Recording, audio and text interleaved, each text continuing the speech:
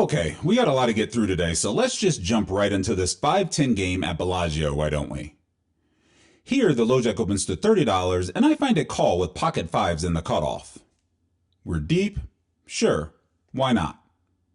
When action reaches the small blind, he slides in $150 for the squeeze, only to get shoved on for about $700 from the big blind.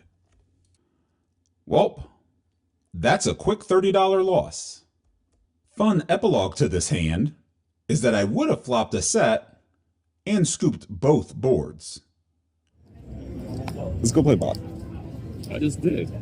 Did you? Yeah. How'd that go? I won, obviously. I'm back here. Right? Oh, is that the when you lose there and then you just go home? Oh, what am I supposed to do? Play more. Oh, fuck that. Dude. I learned my lesson, man. Bach is not a game you want to fuck with, man. I'll fuck with it. I'll fuck with it. You'll lose your fucking life, man. No, I won't. You understand. I know. Studying. Studying. Which game? You'll never play poker again. You'll never play poker again. I'm lucky. It's 50-50, man. Nah, it's not 50-50. Not if you know. The best odds in here.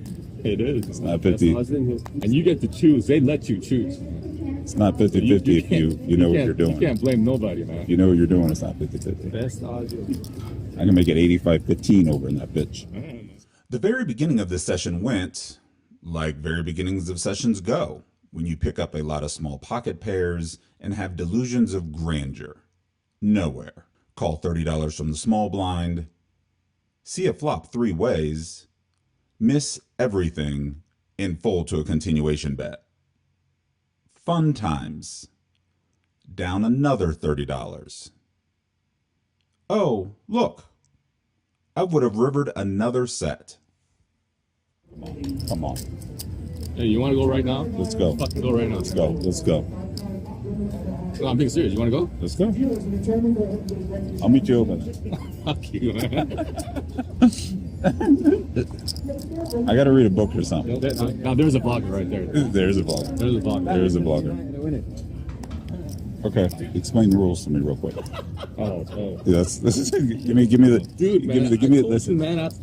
I like you, man. I don't want you. Give me the breakdown. I can go to YouTube and just learn the secret. No. Okay. So here it goes. There's 2 spots. Okay. Okay. There's banker and there's player. Okay. Yeah. So basically, whoever has the higher hand closest to 9 wins. Okay. Okay. So we're learning how to play Bach over here. Oh yeah. Yeah.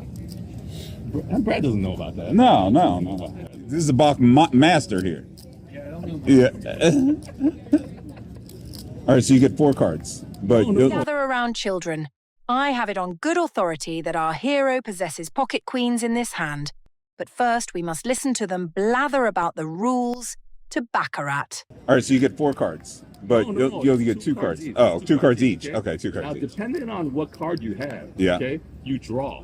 Rules to Baccarat? That's a simple game. Everyone knows how to play that. I don't.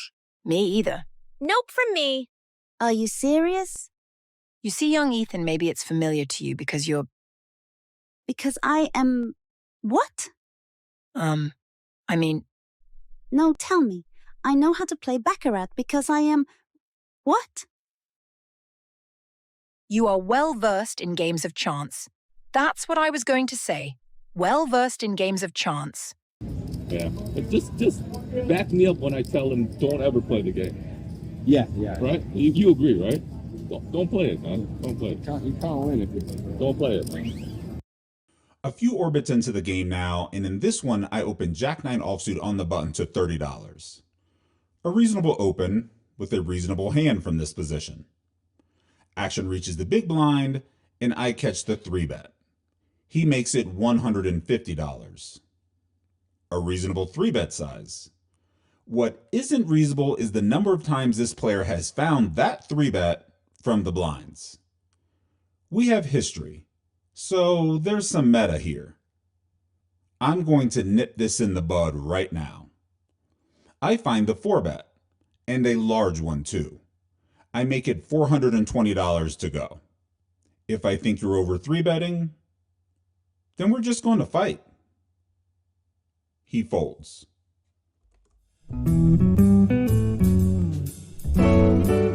I hope the fine ladies in human resources educated you on racial bias. They did, young Ethan. Thank you. Milady, our hero has queens again. Oh, yes. 2 strong black queens indeed. I see you like walking on thin ice, do you not? The action begins with our hero opening from under the gun to $30. He is quickly called by the player on his left, and when action reaches the small blind, the squeeze comes in to $150. Our hero merely calls a 4-bet. In this situation, with so many chips in play, could lead to very dire consequences, even holding strong black. Even holding pocket queens. The under the gun 2-player comes along and 3 players are off to the flop. 2 kings and 1 3 with 2 spades. After a pause, the small blind continues for $100. The presence of 2 kings adorning the flop puts our hero more at ease than the presence of just a single monarch. He continues with a call, and when the remaining player folds, only 2 combatants remain. The dealer burns and turns, revealing that the next card is the Queen of Diamonds. Wow, how lucky is that? The behavior from the small blind here is inconsistent with the bravado shown on previous streets. He checks. Our hero, with a near-mortal lock on the proceedings, decides to return the gesture, secretly hoping for a card to appear, such as a spade, which may improve our adversary's holdings. The River 7 of Spades is just that, but the small blind offers only another check. With this being the last betting street, our hero tosses out $250, similar to an amount he would bet with much weaker holdings, such as ace high. Our villain contemplates this for a long time before eventually tossing what he would later say to be 2 jacks into the muck. That was a great story, milady. Ethan, since you brought up human resources, please explain to me why you referred to them all as fine ladies. Seems a bit chauvinistic, no? A few hands after the magical pocket queens, I look down at 10 8 of hearts in the cutoff and open to $30 and get snap called by the button. A pre-flop snap call. I mean, look at that. That man called me super quick. That's incredible. Anyway, we go to the flop heads up. 3 9 7 with 2 diamonds. Out of position to the fastest caller in the West, and not really holding anything but 10 high with a straight draw with a lot of dirty outs, I check. He takes the initiative with a $40 bet. Not really the price I wanted, but hey, I'm still drawing to the nuts, you know? I call. No waiting. A non-dirty jack of clubs appears on the turn. I check, and he bets again. $80. It's not lost on me how messy this board is getting with all these flush draws piling up, not to mention the outs that turn this into a chopped pot.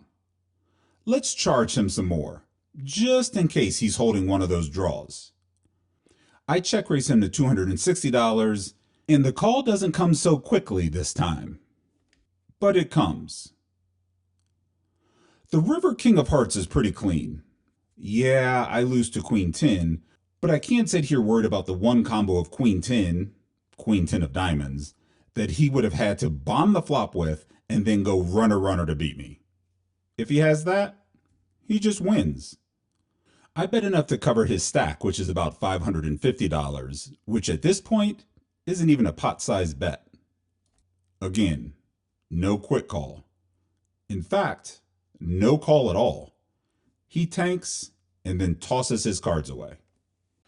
When playing poker, you just have to remember, sometimes they just don't believe you.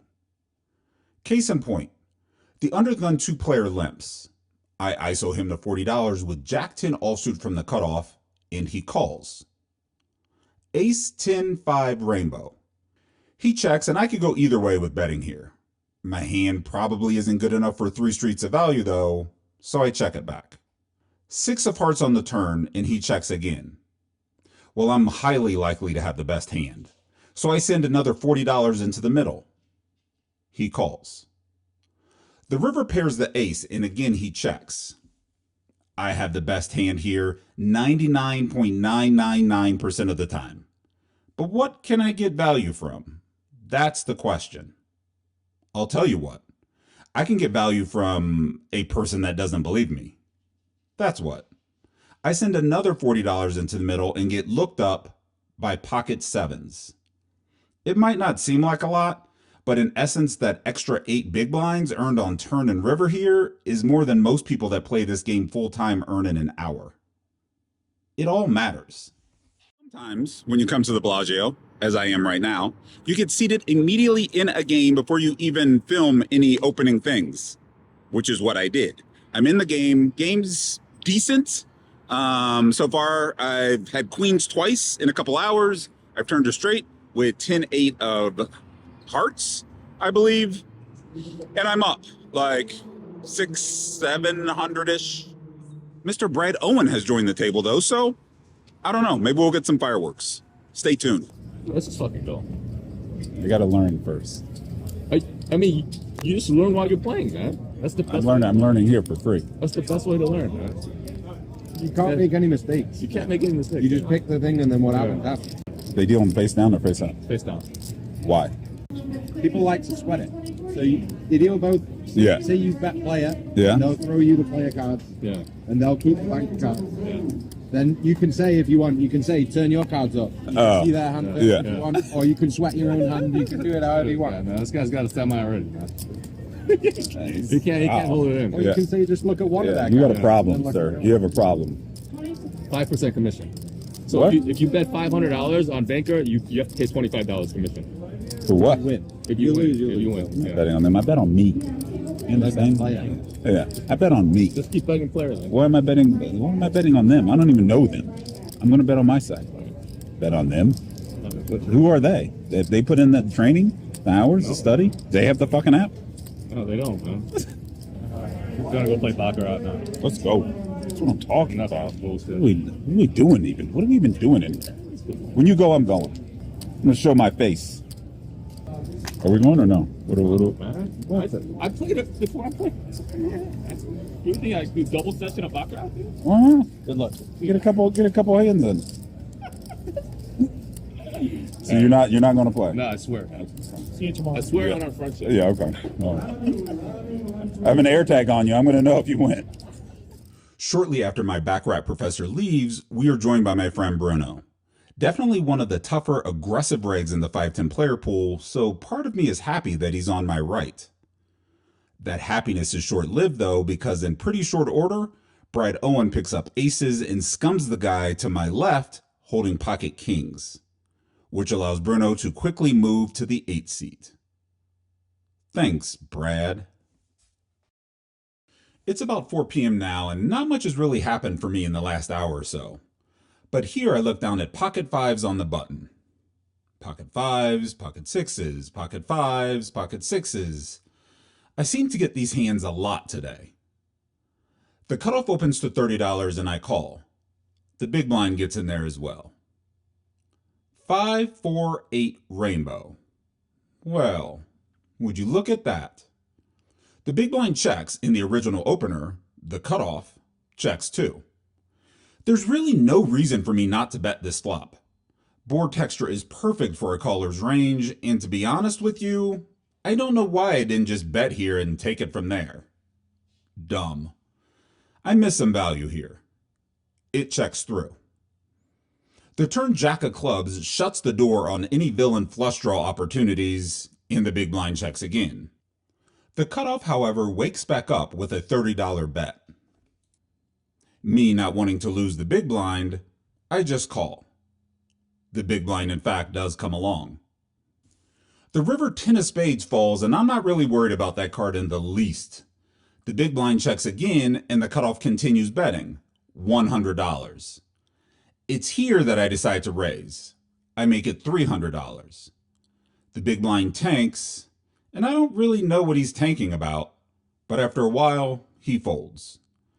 Now the cutoff tanks, and this is always puzzling to me. What is the second player thinking about when the first player tanks? Why do you both need to think in consecutive blocks? Anyway, he decides to call, and I crowbar out a decent profit even after missing the flop bet. So the deal is, we're playing 5-10. Got Brad down here. Game was perfectly fine. And then this guy shows up. A couple hours into our session, a friend stops by to join in the festivities. He's going to try to get in our game. I would like to. He's going to try to play with us. I would like to play with the big boys. We'll see what happens. The OGs. Adult Ethan wasn't able to join our game, so we tried to get a 10-20 game spun up, but didn't get enough participants. However, a few hours later, as I was getting ready to leave, that 10-20 game did appear to start to spin up, and Rampage did pretty well in it. Another 20 minutes or so passes, and this time Bruno, now on my left, has put on the straddle. The button opens to $50, and the small blind tosses out a call. King 10 of clubs in the big blind? Oh, that's more than good enough to squeeze. I make it $280, and the straddler and button insta-fold. The small blind isn't done yet, and somehow has a hand that isn't strong enough to raise the button open, but is strong enough to call a big blind 3-bet out of position. I smell pocket 9s, since it's hard for him to have pocket 10s. Heads up. Ace, Jack, 7 with 1 club. Oh boy. Looking at this flop, I really can't imagine how I'm going to find a way not to bet all 3 streets. The small blind checks, and as I begin reaching for chips, he folds. How much would it be just so 60. 60. I would have folded it. 60? 60. 60. 10 jack footer? Pretty close. That's pretty fucking close. Right? That's pretty close. And fought the third.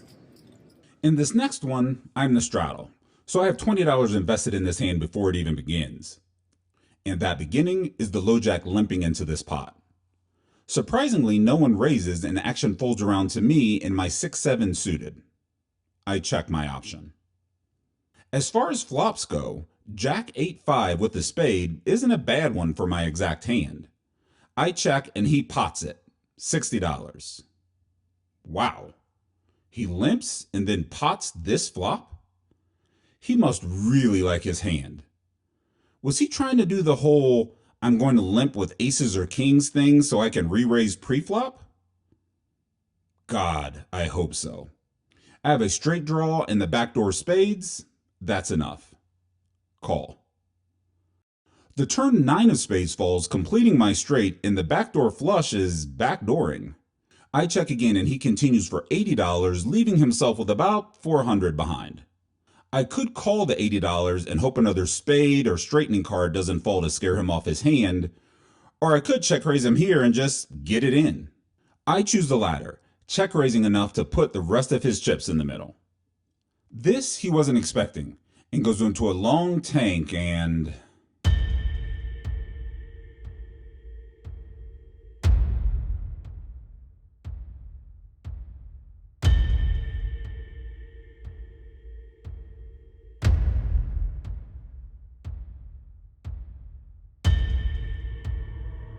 Damn it. That's fine. Thank you, sir. It doesn't seem like he's made a hand. It's 5 here. I think he had something there.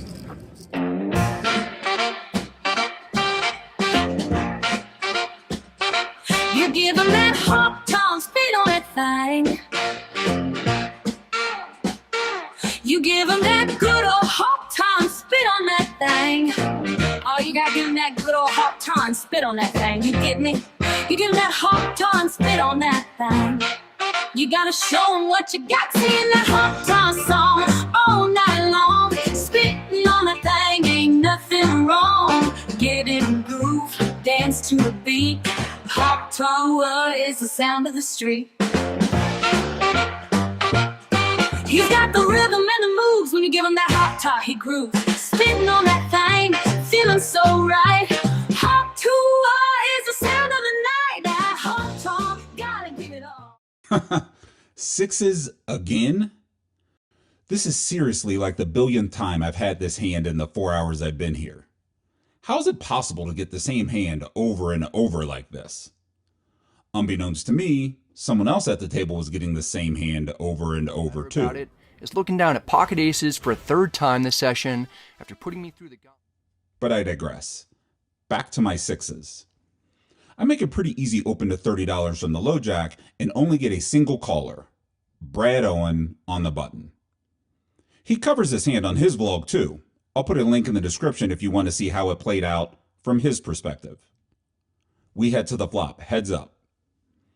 10-5 deuce rainbow. In this configuration, I default check to him on the button and he probes for small, $20. That's reasonable. A button calling range is pretty wide, although more narrow than a low jack opening range, but for that size, I come along looking to spike a good turn card. The turn ace of hearts could be just that, seeing as how he would be raising pre-flop with many of his good ace X type hands. I should have a small advantage when this card shows up. I choose to lead right into him for $50, and he calls. It would have been nicer if he had just folded, but oh well. The river 8 of diamonds isn't the salvation I was hoping for to actually improve my hand, but no matter.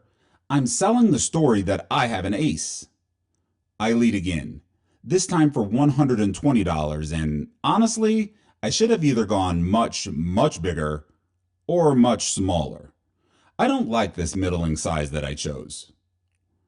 Brad makes the call holding the hand that shall not be named, and since I'm a gentleman that knows what it's like to take notes during a vlog, I do him the vlogging courtesy of just showing him what a losing hand looks like. Because I'm cool like that. Jamin's aware that we're filming today. He does the vlog a solid by bringing his hand all the way to us so that we can get a better view. Thanks. At the sixes, I tried with the sixes. Yeah. Jamin shows some heart, and I don't blame him for repping the ace. He'll take down the pot a lot of the time with this line, but we played our hand sneaky, and it happens to pay off. What'd you show, Brad? 7. About 30 minutes or so after that hand with Brad, he decides to rack up and take off. And I'm starting to think that that isn't a very bad idea. But I hang in there for another 20 minutes, only to look down at the hand that he made famous. No, I'm not saying it. I call these jacks. Jacks in the low jack, specifically. I open to $30 and get called by the cutoff and the button before the small blind does something peculiar. He raises to $90. This is a tiny raise from his position after two players have called behind me. His raise should easily be more than double that. Getting the discount price, me continuing is a no-brainer. Hell, I would have continued even if he had made it triple what he did. The cutoff and button can't fold either, and now there are 4 of us. Queen, 7, queen with 2 clubs. This flop checks through. With the small blind not betting and no one seeming interested behind me, I probably have the best hand. Thus, I will be betting most turn cards. Well, not that one, the king of diamonds. The turn checks through as well. The 8 of diamonds puts an end to our community cards, and even though the original 3-betting small blind has checked all 3 streets, I still can't get value for much by betting myself. I check, as do the remaining players. Very interested in seeing what the small blind 3-bet and then check down with, I let him expose his hand first. He shows pocket 6s. Well, isn't that ironic? Don't you think? It's like rain on your wedding. Hey boy, still getting played, get your game up. Mission never changed, I'm the same one. Talking about a poodle boy, I ain't one. I was outside when the rain come. Okay, we're here to wrap up the session, which was a little bit uneventful. I mean, it was nice playing with Brad.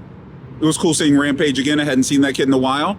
But I started off very slow, won a fury of hands, like right in a row, and then just kind of petered out. I think at top, I was up maybe $700 or $800, and I cashed out up like between $600 and $700. So no real big hands to speak of. I tried to bluff Brad with pocket sixes. That didn't work. Other than that, it's just another session. Another session in the books. A profitable one, but still, just another session. So let's wrap this up by saying if you like the vlogs. So let's wrap this thing up by saying if you like the vlog. So let's wrap this thing up by saying if you like the vlogs, leave me a comment, and I will, I'll probably respond. Probably.